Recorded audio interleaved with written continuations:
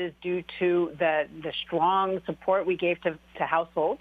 So demand has been strong, and households have shifted their demand. They're buying things instead of buying services, and things go through ports. They have to be built, and that is causing the bottlenecks in the supply chain. Wow. Amazing, isn't it? Joining me now is Ohio Congressman Jim Jordan, author of the new book, Do What You Said You Would Do.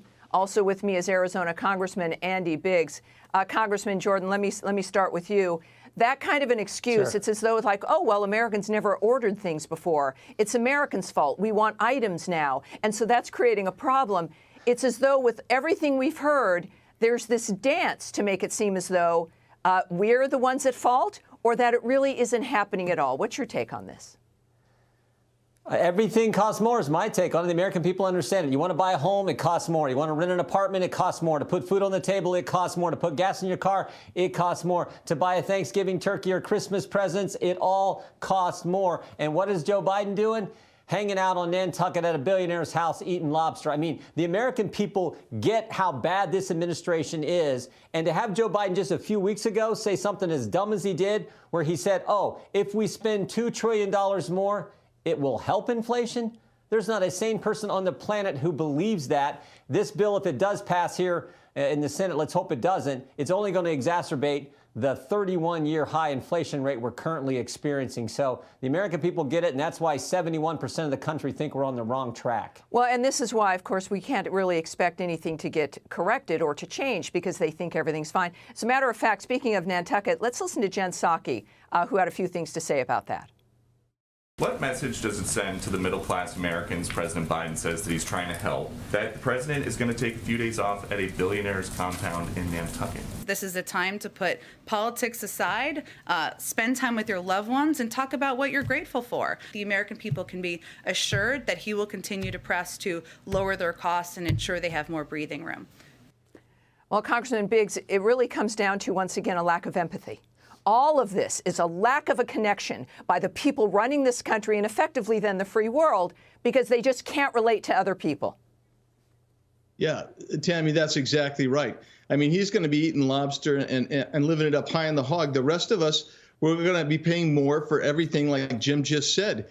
And they're going to continue to enforce these policies that are going to cause inflation to keep growing. I mean, everything from a screwed up supply chain to they've killed the energy sector. So everything's going to keep going up. And you know what? There's a common denominator to all this, and it's Joe Biden. And he's the guy that's going to be living it up like he's some kind of king or monarch, while the rest of the serfs and the peasants are going to enjoy Thanksgiving, and they don't even want us to have a turkey, and they want us to send guests home. That's how out of touch they are. You know, I think part of this, of course, is that they just lie about what's going on. And on the other hand, they are living lives that are completely unlike the lives of every other American. But when we think about the lying aspect, I want to bring something else in the midst of all of this when it comes to Biden. But this issue of what now is breaking news about the fact that apparently 82,000 people who came in from Afghanistan were not at all vetted. I mean, this is being exposed. This is I guess the Washington Examiner.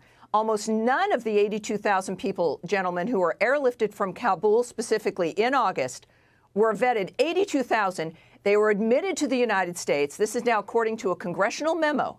The administration also brought into the U.S. tens of thousands of Afghans who are not qualified on any single level regarding why they should be here. This is a large majority of people, about 75%. They were not American citizens. They were not green card holders. They were not Afghan special immigrant visa holders, but they were effectively strangers to us. And now we're finding, Congressman Jordan, that there were virtually no personal interviews done of these people. What can happen at this point? What are you going to do to hold this administration accountable with what's going to happen here?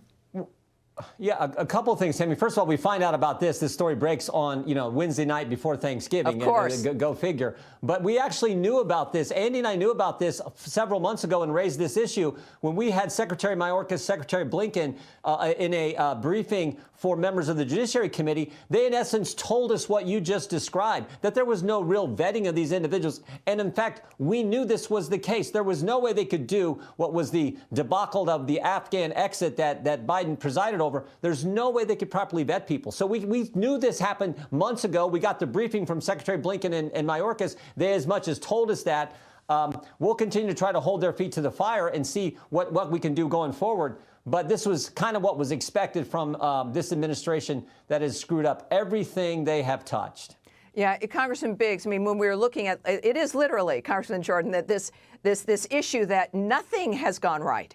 I mean, even a broken clock is right twice a day. Here, you've got to work hard to have nothing work. I mean, this is now, we're dealing with terrorist issues, right? We're dealing with, we've already had rapes and assaults on our military bases against our troops. Congressman Biggs, there's got to be, this is clearly a national security threat at this point. What are our options when we find out something like this has happened? Well, I think we have to take it seriously, and I think my opinion is we need to get Mayorkas needs to be replaced. He needs to be fired, and actually, so does Joe Biden. Yeah. But I mean, Tammy, we're up in arms over the Afghanis because they let in 86,000 totally unvetted. But don't forget that Mayorkas has let in about 400,000 getaways across the southern border unvetted. Great point. Sir, great point. Congressman, thank you very much for being here. Just so much going on. And happy Thanksgiving to you, gentlemen. I appreciate it. Hey, Sean Hannity here. Hey, click here to subscribe to Fox News YouTube page and catch our hottest interviews and most compelling analysis. You will not get it anywhere else.